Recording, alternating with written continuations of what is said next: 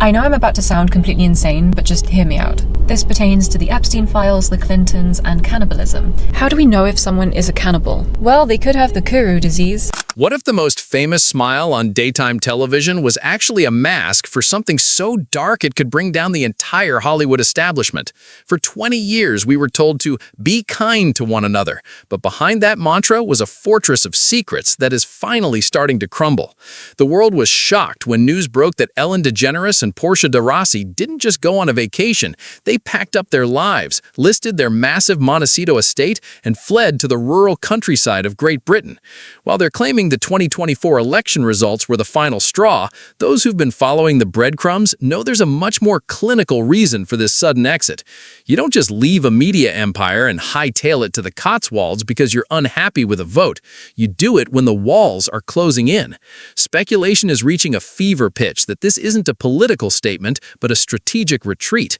With the Diddy files currently being unsealed and the lingering shadows of the Epstein flight logs still haunting the elite, many believe Ellen is getting ahead of a storm that would make her 2020 toxic workplace scandal look like a playground dispute.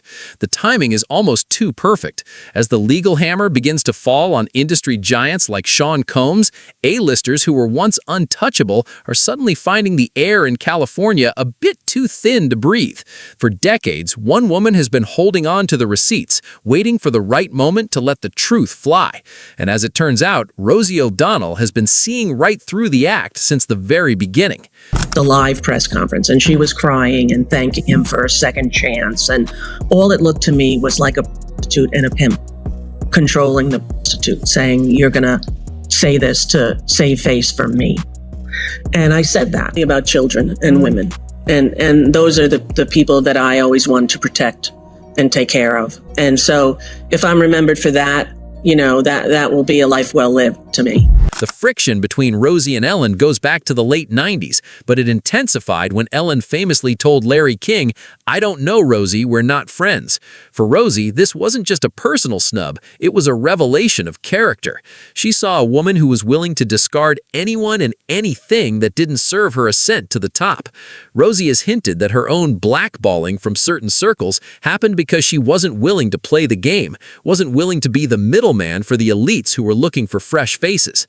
She's been sitting on these secrets for years, watching the rise of a woman who allegedly had a direct line to the most dangerous man in New York finance. The rumors about a connection between the daytime world and the private island of the late financier are no longer just whispers in dark corners of the internet. They're becoming a central part of the conversation as the public realizes that Ellen's name appears in the broader index of materials related to that infamous island owner. But how deep did that connection really go?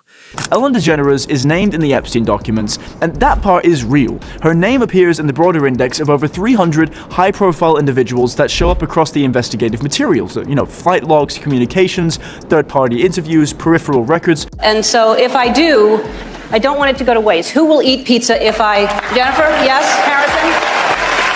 Yes? Mark? All right. Too large? What do you think? I'm going to order some pizza. That's what I'll do. Please welcome our next presenter, tonight's big winner of our Scratcher Lotto card, Bradley Cooper. In one of the most bizarre and widely discussed moments in the show's history, Ellen sat down with Sandra Bullock and had a conversation that many now believe was a hidden in plain sight revelation. They weren't talking about movies or charity work. They were laughing about a facial treatment that involved using adrenochromes and stem cells extracted from children. At the time, the audience laughed along, thinking it was just a joke about the lengths celebrities go for beauty. But read the transcript again. Ellen specifically mentions foreskin from a Korean baby. When you look at the investigative work done into the island owner's medical facilities, the joke starts to feel a lot more like a confession. There are thousands of references in the Epstein files to the extraction of stem cells from children to be used in anti-aging treatments for the elite. The fact that this was discussed openly on national television is either the height of arrogance or a sign of how normalized this behavior had become in those high-level circles. If you knew what was really happening in the rabbit hole, that interview wasn't a comedy bit. It was a broadcast of the agenda. Okay, let's talk about this facial that you're obsessed with. How many, did you get the whole cast of Ocean's 8 to do Not this? everybody. Okay, good, smart ones. Just those that I thought would appreciate it. Okay, explain what it is. Well, it's this way in which one forces through microneedling. It's like a little roller with these, some of you, I think many of you know it, and it pushes through the skin and ruptures the collagen and then boosts it. You look like a burn victim for a day, but then it pushes the What are you pushing into the skin, Sandra? Carrie? What are you pushing into the skin? Well, you push in whatever the facialist would like to insert into your pores. But what is it? It is an extraction from a piece of skin that came from a young person far, far away, and they somehow figured out how to extract. It's foreskin from a Korean baby. These emails detailed how Epstein was in contact with multiple recruiters in Hollywood, and the person who had introduced Epstein to them was allegedly Ellen. Rumor has it that these recruiters would talk to child stars showing up on Ellen's show and lead them to believe that there was an opportunity for them if they went on this private island trip. The most shocking part of the story is how the parents were completely fine with sending their kids alone to a private island in exchange for money. Allegedly, the parents knew, they just didn't care. This was a sophisticated file who was doing abusive to these children. How could that not change their psyche? They were kids. Right. They were children who had been abused the vast majority of their childhood in horrific ways, where pushpins were in their penis. Like, it wasn't a casual father that came in drunk, and this was a sophisticated pedophile. There are emails in the Epstein files of Epstein working as a recruiter for Victoria's Secrets and using his position to prey on young women under the guise of giving them a job. Everyone in Hollywood knew what Epstein was doing and what his casting calls were really about, but they just didn't care. The worst part is that Ellen was allegedly sending dozens of child stars from her show to Epstein's beauty pageants. What I spoke about was not just making fun of him. He owned beauty pageants, and if you grew up in New York like I, you knew who he was from the get-go. In New York, he's not respected, and he never was. And I grew up watching his planes be repossessed off the runways at LaGuardia, watching him try to sell steaks and vodka. He's a con man. Here's the thing. Mainstream media never reported what was happening in Hollywood, despite hundreds of victims coming forward against the predators. Instead, people like Epstein were protected, and that's because Epstein's network was working with the biggest names in news and entertainment. There were reports recently about how Epstein leveraged close personal and professional ties with the billionaire Mortimer Zuckerman to try to influence the New York Daily News' coverage of allegations against him after his 2008 conviction for setting a minor for prostitution. Epstein literally controlled the media. He got protection and purchased it. He made a, criminal conspiracy deal with CBS, and the powers that be at the time agreed that it was better to pay the bully than to stand and fight with a case where they did nothing wrong. Right. And they decided to pay him off, so they paid him off. Investigative journalists have discovered thousands of references to Epstein extracting stem cells from children on his island and using these stem cells to keep himself young. These cells can only be taken from children, and the fact that Ellen was bragging about this on national TV is insane. The child's half you're not going to get organ rejection. That's what Epstein was actually, one of his main businesses along with Peter Nygaard. Oh yeah, it's much worse than just, 14-year-old, 15-year-old girls. They want you to just stay in that area and never get down the rabbit hole. That's the entrance to the rabbit hole. It's 14, 15-year-old girls. No, down in the rabbit hole. Down in the rabbit hole is women getting pregnant with the man's own baby so it doesn't get genetically rejected. Central African women because they have dominant genes and the stem cells are about 100 times better. Just a fact for health effects. And then the woman has an abortion at 8 months. They suck the baby dry of its bone marrow, its blood, and in multiple transfusions, put it into the rich old men and rich old women. And that's what Peter Nygaard, that's public, by the way, and not public, Epstein did, though it's leaked. He was into cloning and hundreds of babies of his own and underground medical facilities, his Oro Ranch, and all these medical chairs, all this. Oh yeah, that's what they did. The lengths that Ellen went to protect her image and keep her secrets under wraps is haunting. In 2022, the Department of Justice announced that they had completed their initial review of the Epstein files and were going to release his Black Book client list and make all his emails and court documents publicly available. Right after this announcement, Ellen announced that she was shutting down her show forever.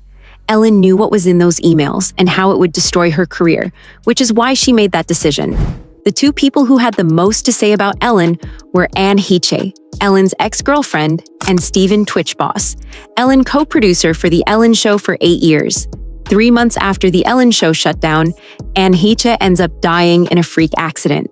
Coincidentally, this accident happened around the same time that Anne Heche was working on a documentary called The Silent Children that was going to expose a global child trafficking ring. Anne Heche was in the process of making a documentary about child trafficking and adrenochrome harvesting in Hollywood. Unfortunately, she was involved in a car accident and perished on the scene. However, drone footage tells a different tale. By understanding how human really works, you can make a difference in the life of someone at risk. Ambulance, that's some sort of sign, but yes. So basically the activity that we were looking for, that anxious or that quick moving, that was going on the other side of the vehicle. Oh my gosh, he's completely alive. What the hell? In May 2002, the Ellen DeGeneres show was canceled, and then 2 months later, Anne Heche, Ellen's ex-girlfriend, was in a really bad car accident where she flew her Mini Cooper into someone's house and it caught fire. And what has never sat right with me is the cross comparison between the coroner's report and the actual aerial footage. The coroner's report says that she was unconscious until her death, just from smoke inhalation and from being brain dead from the fumes in her brain. But if you look at the footage, she sits straight up, and that takes a conscious effort, I feel, but I'm not a scientist. I mean, I'm not a doctor. But the other thing is her co-host Twitch died 4 months after that. And I just think that that's a suspicious amount of close people around you dying in weird ways. Rosie was the only one that knew Anne Heche, and Ellen were still dating at the time of her death, so Ellen cut her off. Famous. Margaret Cho. Margaret opened for Ellen in the 1980s, and they shared years of history on the road. But when Cho later appeared on the Ellen DeGeneres show, Ellen acted like she didn't know her at all. What, Ellen? Ellen was really weird and not nice to me for most of my career, and because I opened for her in the 1980s. Oh, you did? When she was a headliner in comedy clubs, and not way before her big fame. And so then when I would do her talk show in the 2000s, she acted like we just met. And I'm like, what? One of those times. I'm like, what? That's weird. Right. It's like we go way back. With the release of the Epstein files, more and more details. It's not just this. Mainstream media has always protected predators and criminals.